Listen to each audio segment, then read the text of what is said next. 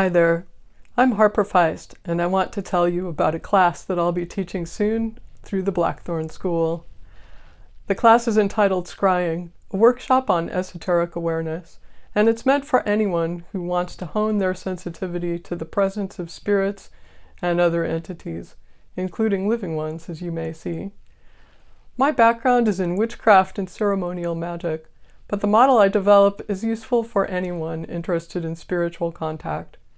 Exploring the different ways various traditions go about being aware of spirits is part of the intended curriculum, and making use of what appeals to you individually only makes sense. Our journey will start with the history of scrying, from the Greek Pythia to John Dee and Edward Kelly to present-day traditions. We'll discuss the ceremonial goal of full physical manifestation and whether or not this is a good target. Along those lines, I'd like to describe a piece of a scrying session between John Dee, Edward Kelly, and the spirit named Medimi. Recall that John Dee was, amongst his other titles, the astrologer of Queen Elizabeth I, her spy, a military advisor, and the owner of the largest library in England at that time. Dee and Kelly developed what came to be known as the Enochian system of magic and developed a language based on the revelations of angels. Kelly and Dee were hanging out in their library one day when they met Medimi.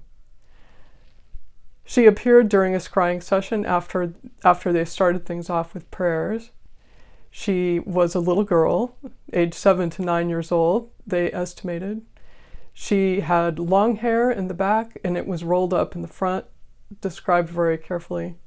She wore a silk dress that changed from green to red, and she danced around the piles of books, which moved for her.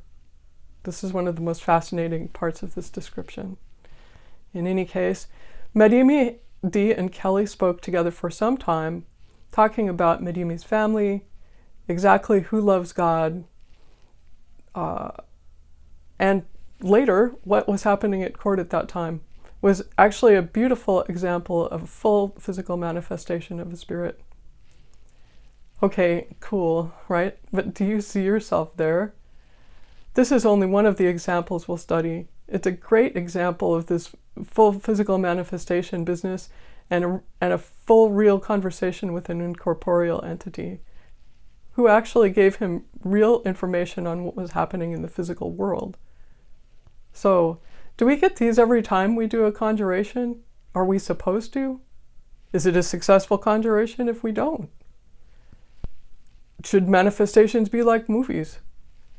For that matter, how have movies impacted our expectations about summoning the invisible? My spiritual practice is scrying, and I continually evolving my technique, but it's really not easy to get this sort of results. And I would say that the expectation of this, or the fear of failure, is why many people don't try to scry at all, or possibly even to interact with the invisible world.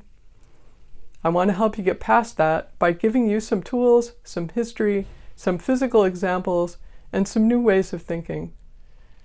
I'll give you some lectures more like this, and we'll form a small Facebook community where we can give and get feedback and support. And the last thing I want to explain is why I should be the person to teach this class. I've been an esotericist for decades, but I'm also a practicing scientist. I suppose I'm the strange intersection between very linear thinking and the complete relaxation of it. In short, if I can do this work, so can you.